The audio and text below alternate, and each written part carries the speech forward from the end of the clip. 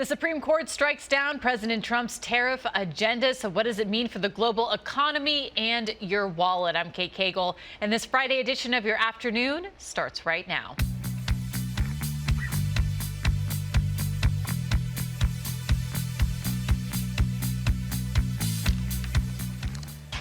So this morning, President Donald Trump announced a 10% tariff on goods from around the world as his administration scrambles to keep the president's signature economic policy after that major blow from the Supreme Court this morning. In a 6-3 decision, the court said the president exceeded his authority when he imposed tariffs without the approval of Congress. Now, this concerns the tariffs that were enacted by Trump under the International Emergency Economic Powers Act. Businesses across the country that have borne the brunt of these tariffs now lining up in court to demand a refund. The country has collected more than $130 billion from those tariffs that are now deemed illegal. The president calling the ruling a disgrace and plans to take other legal actions to impose tariffs. Here's the president. The Supreme Court's ruling on tariffs is deeply disappointing. And I'm ashamed of certain members of the court, absolutely ashamed, for not having the courage to do what's right for our country. The president went on to say his tariff policies helped end global conflicts and help strengthen national security. As we mentioned, he proposed a 10% global tariff under a trade law known as Section 122. That allows the president to impose temporary tariffs up to 150 days and up to 15%. Governor Gavin Newsom issued this statement today saying, quote, "Time to pay the piper, Donald. These tariffs were nothing more than an illegal cash grab that drove up prices and hurt working families so you could wreck longstanding alliances and extort them. Every dollar unlawfully taken must be refunded immediately with interest." Cough up. That's our governor there. Today's ruling did not address what to do about all that money, the billions of dollars in tariffs already collected. Companies and consumers have been bearing the brunt of these duties since they were enacted last year. In his dissent, Justice Brett Kavanaugh wrote that the process of undoing these tariffs is, quote, likely to be a mess. Joining us now from the White House with more is Taylor Poplars. Taylor, the president is not taking this ruling lying down. We heard him already spinning this as a victory and promising a plan B. Yeah, this has been really interesting to track, Kate. I was in the press briefing room when the president reacted to this decision. He, of course, was disappointed. At one point, he talked about 2 of the 3 conservative justices who ruled against him. 2 of them are people he nominated to the court in his first term, Neil Gorsuch and Amy Coney Barrett. And he said, quote, "I think it's an embarrassment to their families if you want to know the truth." But then, to your point, he tried to pivot and claim that now the Supreme Court had provided certain clarity and certainty for which tariffs are allowed and which tariffs are not allowed. And he argued that he's still going to be deploying a lot of tariffs, just in more tailored ways. Here's some of what he said. But other alternatives will now be used to replace the ones that the court incorrectly rejected. We have alternatives, great alternatives. Could be more money. We'll take in more money, and we'll be a lot stronger for it.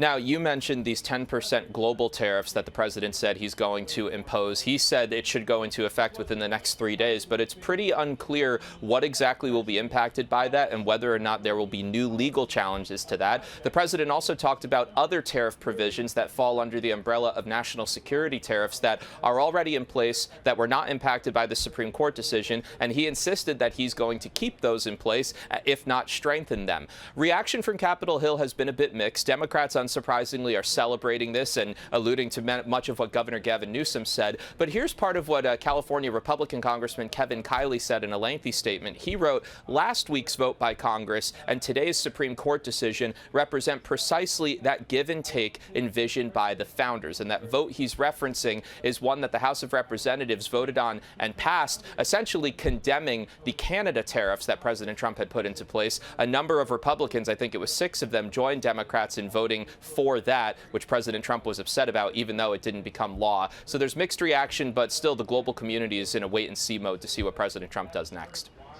Well, and Taylor, the Supreme court was clear, saying that it's Congress that has the power to enact tax policy, essentially calling the tariffs a tax. So what would happen if President Trump brought his trade policy to Congress? Would he be able to get it through, especially ahead of the midterm elections? As of right now, and especially in the case of how President Trump has been wanting to dictate his trade policy, he does not have the votes to get it passed by either the House or the Senate. Both bodies have very, very tight margins. And referencing that House vote last week, there's enough Republicans willing to disapprove of tariffs, let alone approve them. But notably in the briefing today, President Trump was asked about Congress weighing in now that the Supreme Court said and reiterated this is what the Constitution says. And the president insisted, I don't need Congress. I'm going to continue imposing tariffs using these other legal provisions, and I don't have to get Congress's approval. So I think the tension is going to continue there. Lawmakers in both parties are frustrated by it because Congress does typically have the power of the purse, but President Trump's whole second term has been defined about presidential power rather than congressional power, and I think this is the latest example of that. Well, Taylor, thank you so much. This is a decision that the president and the rest of the country has been waiting for months. Now it's going to take us months to parse the fallout and what happens next. So thank you so much for your coverage.